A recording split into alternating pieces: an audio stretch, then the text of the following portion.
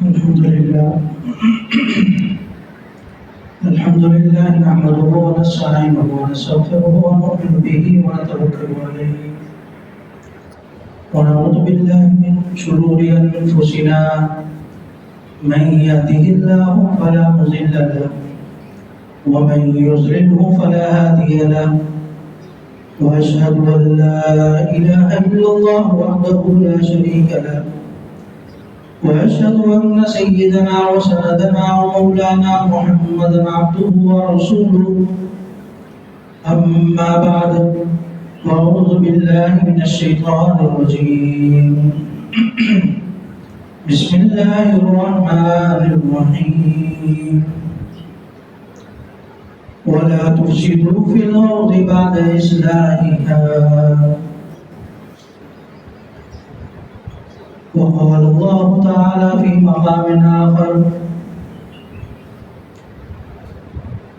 أولم ير الإنسان أنا خلقناه من نطفة صدق الله العظيم وقال النبي صلى الله عليه وسلم المسلم من سلم المسلمون من لسانه ويده أو كما قال عليه الصلاة والسلام صدق الله العظيم وصدق رسوله النبي الكريم ونحن على ذلك لمن الشاهدين والشاكرين والحمد لله رب العالمين.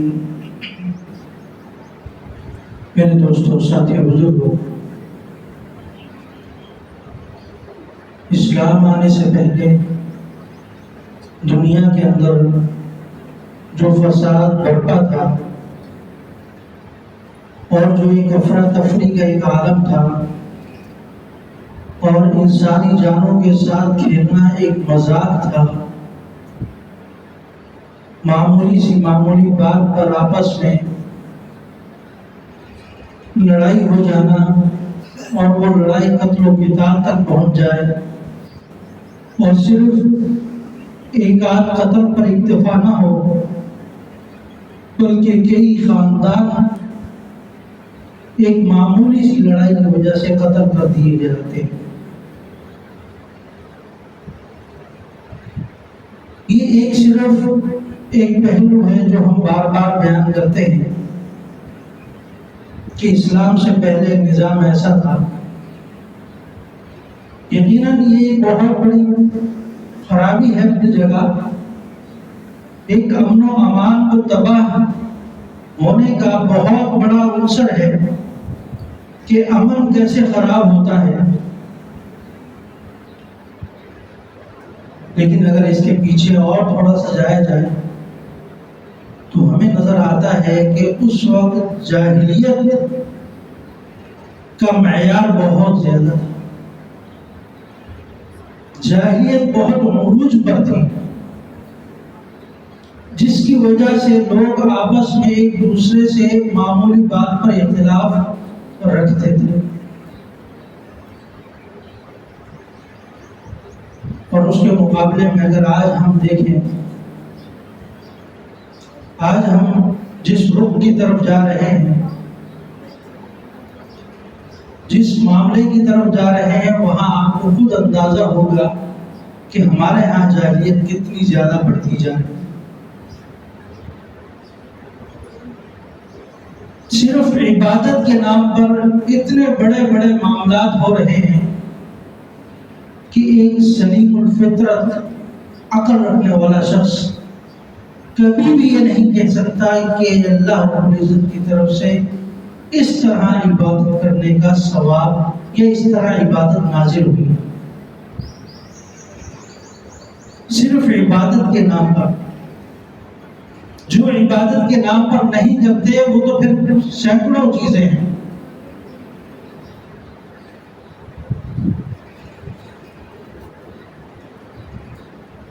ہمارا کوئی بھی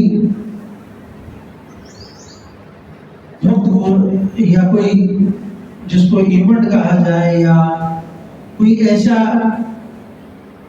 وقت کہا جائے جس کو عبادت یا ہمارے کیلنڈر کے اعتبار سے یا شریعت کے اعتبار سے کوئی دن اہم دن گزرتا ہے، ان دنوں میں آپ دیکھ لیں کہ کتنے بڑے بڑے اس طرح کے معاملات ہوتے ہیں کہ اس کو عبادت کہتے ہوئے بھی شرم آتی ہے۔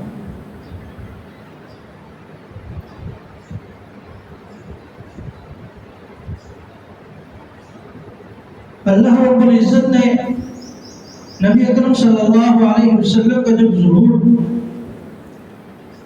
نبی اکرم صلی اللہ علیہ وسلم کو جب مبعوث فرمایا اور آپ پر وحی نازل فرمائی تو آپ حضرت خدیجہ کے پاس آ کر رونے لگے، کیونکہ آپ کو حالات نظر آ رہے تھے، آپ کو لوگ نظر آ رہے تھے، آپ کو ان کا مزاج نظر آ رہا تھا کہ جب میں ایک وحدہ لا شریک کی بات کروں گا تو کون میری بات سنے گا؟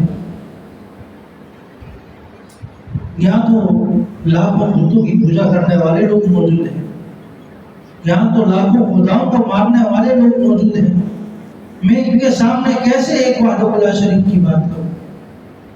حضرت خدیجہ رضی اللہ تعالیٰ عنہ نے آپ کو دلاسا دیا اور فرمایا یا رسول اللہ سب سے پہلے میں ہوں، میں آپ کی بات کو مانتی ہوں،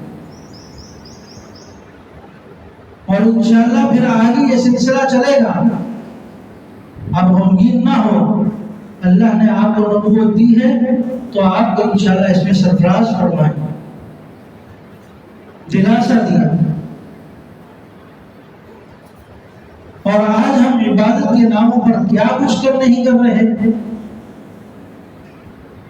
بعض بزرگان دین فرماتے ہیں کہ اگر ہم صحابہ کے دور میں ہوتے تو صحابہ کرام ہمیں کافر کہنے میں ذرا بھی تردد و مظاہرہ نہ کرتے۔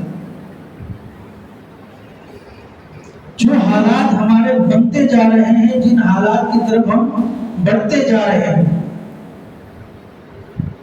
اس کے اندر میں نے آپ حضرات کے سامنے ذکر کیا کہ جس طرح پہلے جاہلیت میں معمولی باتوں پر لڑائی ہو جایا کرتی تھی، اس کی بنیادی وجہ کیا تھی کہ جاہلیت عام تھی، اور وہی جاہلیت آج ہمارے اندر پائی جا رہی ہے۔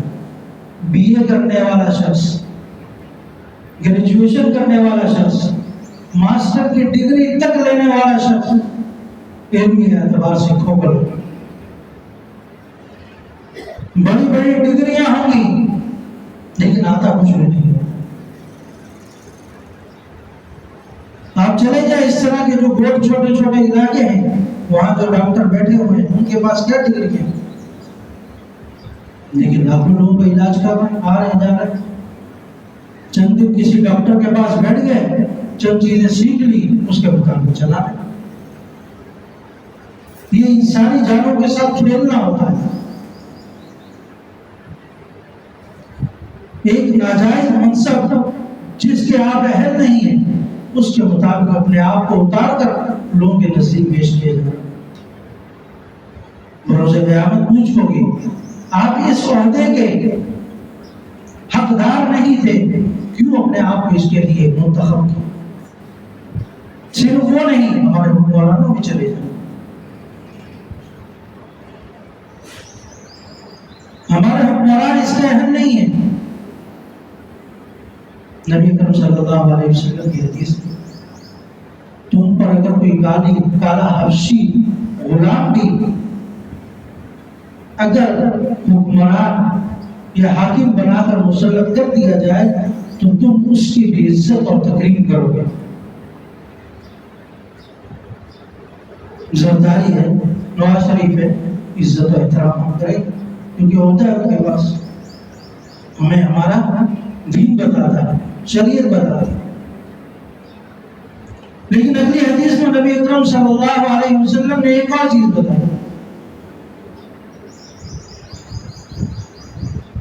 کہ اپنے حاکم کے خلاف مت کھڑے ہو جانا، غداری مت کرنا اگر وہ نماز کا پابند ہو، اگر وہ نماز کا پابند ہو تو اس کے خلاف غداری مت کرنا. کیا علامت بتائی؟ صرف ایک نماز کی. یہ نہیں کہا کہ وہ صدقہ خیرات کرتا ہو، دوسری چیزیں کرتا ہو، کیونکہ جس کی زندگی میں نماز آ گئی اس کے اندر خود تبدیلیاں بہت سی آ جاتی ہیں.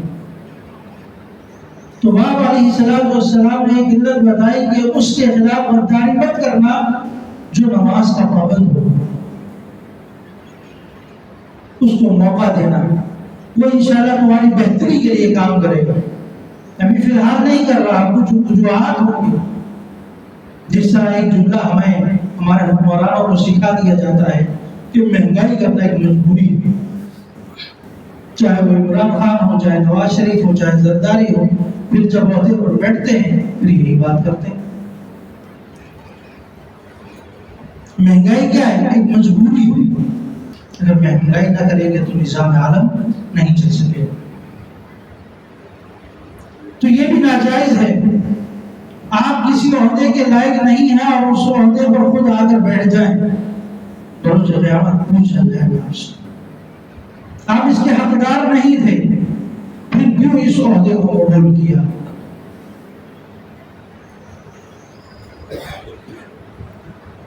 صحابہ کرام رضوان اللہ تعالیٰ عنہم اجمعین کے زمانے میں اگر کسی کو حاکم بنایا جاتا تو اس حاکمیت کو فوری طور پر تسلیم نہ کرتے، اپنے آپ کو بچاتے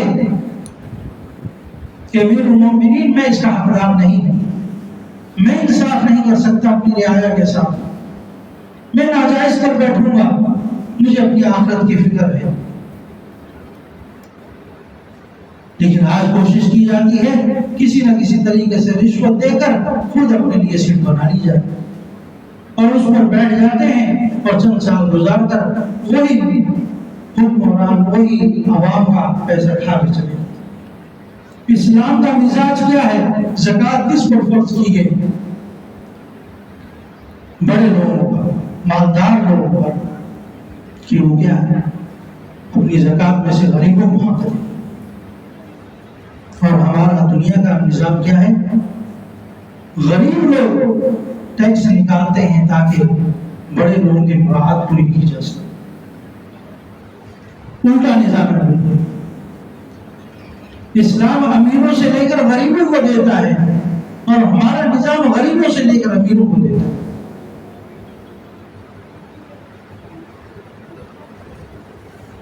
آج اس کے لیے سب کچھ مفت ہے.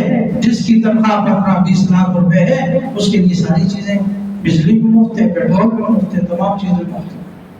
لیکن ایک وہی شخص جو 15,000 روپے ماہانہ کماتا ہے وہ بجلی کا بل بھی خود دے گا، پیٹرول بھی خود ڈالے گا، اپنا میڈیکل بھی خود کرے گا، ساری چیزیں خود کرے گا.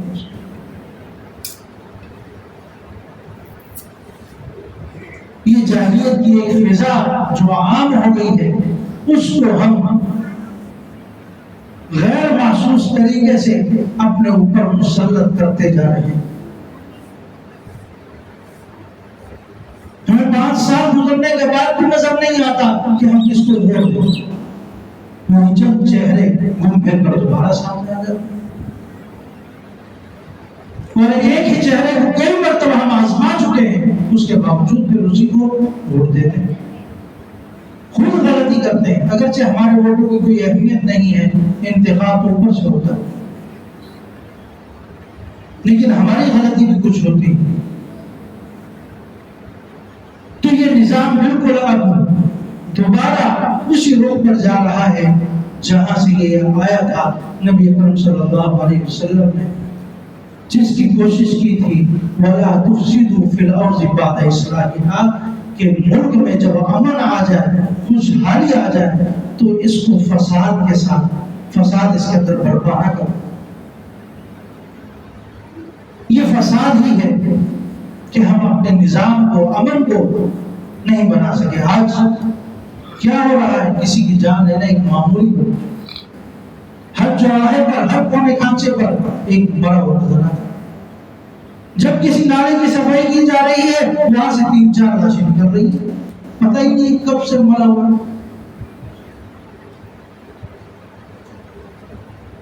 کہ کتنے واقعات ہمارے سامنے آ رہے ہیں.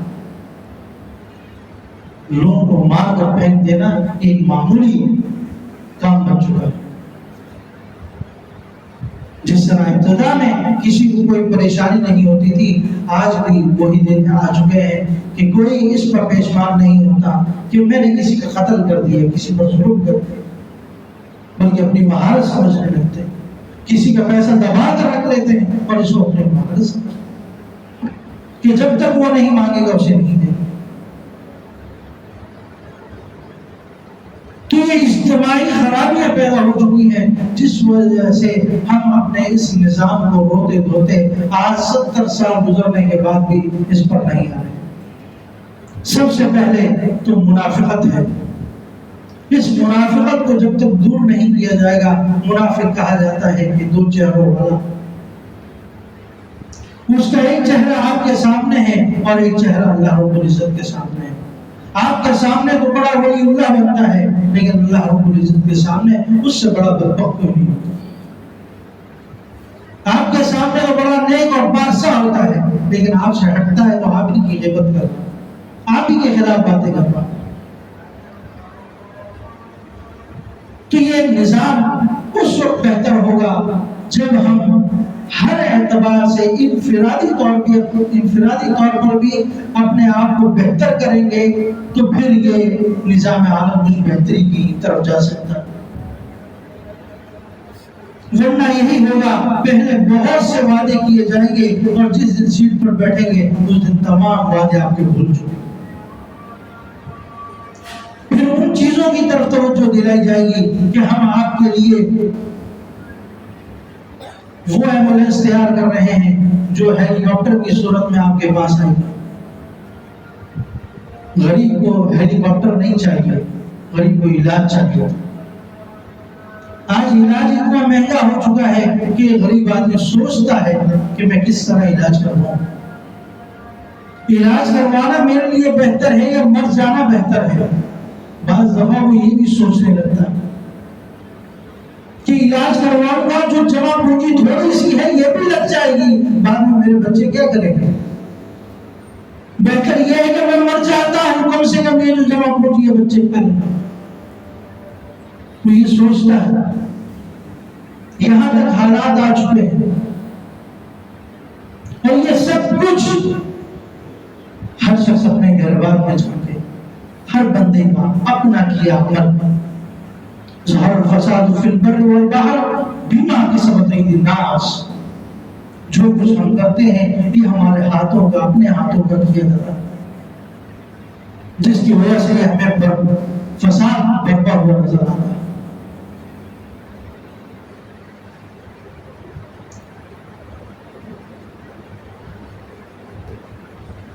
جتنی تنگی حکمران پیدا کریں گے اللہ رب العزت ان پر تو عذاب لائے گا ہی، اس میں کوئی شک نہیں ہے، لیکن کیا ان کو لانے میں ہماری اپنی کوتاہیاں نہیں ہیں، ہماری اپنی غلطیاں نہیں؟ تو میرے عزیزوں، ایک بات یاد رکھو، ہمیشہ حق کا ساتھ دینے کی کوشش کرو، اپنی زبان، اپنی عصبیت یا اپنی لسانیت کی طرف مت جانا، اپنی عقیدہ پروری کی طرف مت جانا۔ صحابہ کرام اور ہمارے اندر صرف یہی فرق تھا کہ وہ اسلام کو معیار حق مانتے تھے، ہم عقیدہ پروری کو معیار حق مانتے ہیں، ہم ایک زبان ہونے کو معیار حق مانتے ہیں۔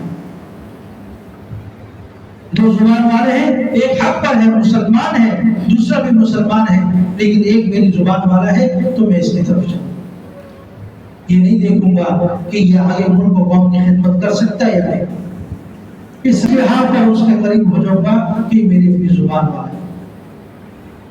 آج لوگ زبانیں بھی بعض دفعہ اسی لیے ایک دوسرے کی زبان کو یاد کرتے ہیں تاکہ ایک دوسرے سے کام نکال سکیں،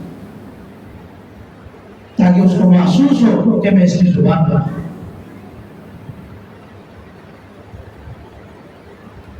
تو میرے عزیزوں، سب سے پہلے اپنے آپ کو بنانے کی کوشش کریں، اپنے اندر اصلاح لانے کی کوشش کریں۔ یہ بجلی کے بلوں کا زیادہ آنا، پیٹرول کا مہنگا ہو جانا، یہ تو بہت بات کی چیزیں ہیں. اس کو اگر ہم روتے رہیں گے تو یہ کبھی صحیح نہیں ہوگی. آج اگر معمولی سی ایک ریڈی والے کو، معمولی سے ایک چھوٹے سے کام کرنے والے کو بھی موقع ملتا ہے، وہ بھی ڈنڈی مارتا ہے. سب سے پہلے اپنے اندر اخلاص اور اللہ رب العزت کا ڈر اور خوف پیدا کیا جائے کہ اگر میں کسی کے ساتھ ناانصافی کروں گا تو اس کا وبال مجھ پر آئے گا، میں کسی کا حق ماروں گا تو اس کا وبال مجھ پر آئے گا، اس کی پوچھ مجھ سے ہوگی. میں کسی کو قتل کرتا ہوں تو بروز قیامت ایک شخص کا قتل پوری انسانیت کا قتل. کیا یہ چیزیں ہم نہیں سنتے؟ لیکن وہی کر رہے ہیں. آج شریف اور بدماش کے اندر فرق کرنا مشکل ہو گیا. آدمی نہیں جان سکتا کہ یہ شریف آدمی ہے یا یہ ایک ڈاکو ہے، چور ہے، نہیں فرق کر سکتا. جس طرح ایک مسلمان اور کافر میں فرق کرنا آج کل مشکل ہو گیا کہ یہ مسلمان ہے یا کافر ہے. پہلے ایک زمانہ تھا کہ منافق لوگ بھی نماز نہیں چھوڑا کرتے تھے. اس وجہ سے نبی کرم صلی اللہ علیہ وسلم کی حدیث کے اندر یہ الفاظ ملتے ہیں. ذرا اپنے آپ کو اس نہج پر لے کر جائیں جس نہج پر نبی کرم صلی اللہ علیہ وسلم نے ان احادیث کو بیان کیا ہے کہ اس کے خلاف کبھی بغاوت نہ کرنا جو نماز کا پابند ہو. منافق لوگ آپ علیہ الصلوۃ والسلام کے زمانے میں قل ان المنافقین یخادعون اللہ ویخادعون واذا قاموا الى الصلاة قاموا کسالى. جب وہ نماز کے لیے آگر کھڑے ہوتے تو اس طرح سست انداز میں آگر کھڑے ہو جاتے. کیوں؟ مجبوری تھی کہ نماز چھوڑ نہیں سکتے. لوگ کیا کہیں گے؟ ہم تو مسلمان ہیں. مجبوراً آگر جماعت میں کھڑے ہوتے تھے. تو پہلے تو آدمی فرق کر لیتا تھا کہ یہ نماز پڑھنے والا ہے، یہ مسلمان ہے، یہ نماز نہیں پڑھتا، یہ کافر ہے. لیکن آج یہ فرق ختم ہو چکا. آج عام آدمی کی کیا بات کریں؟ بڑے بڑے اللہ والے، بڑے بڑے جن کا نام ہے، جن کو لوگ علماء مولوی سمجھتے ہیں، ان نماز نہیں پڑھتے. عام آدمی کی طرف کیسے؟ تو بہرحال یہ ایک اجتماعی معاملہ ہے جس کو انفرادی طور پر بہتر کیا جا سکتا ہے. اگر ہم خود ہر شخص اپنے آپ کی فکر کر لے تو انشاءاللہ العزیز یہ نظام بہتر ہو جائے گا. ورنہ مزید 70 سال گزر جائیں گے، ہمارے آنے والی آگے کی 4 نسلیں بھی آگر ختم ہو جائیں گی، لیکن یہ نظام اسی طرح ایک دوسرے کو کھاتے کھاتے دنیا ختم ہو جائے گی. کیونکہ یہ جاہلیت کی طرف بڑھتا جا رہا ہے، کم نہیں ہو رہا. جس دن یہ کم ہونا شروع ہو جائے گا اس دن امن اور امان اور خوشحالی پیدا ہو جائے گی. اللہ تعالیٰ عمل کی توفیق عطا فرمائے اور اپنے اندر خرابیوں کو سمجھنے والا بنائے. وآخر دعوانا الحمدللہ.